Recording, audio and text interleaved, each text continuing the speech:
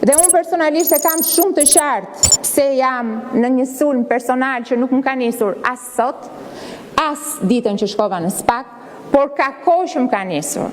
Pasi ju nuk e falni as suksesin politik, edhe as njeriu që punon.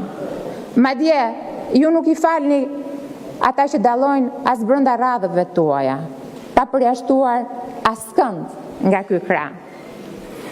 Ju nuk falni 8 humbje në 12 vitet e fundit. Dhe ju, përmes sulmeve personale ndaj secilit prej ne, padyshim mbuloni dështimin tuaj.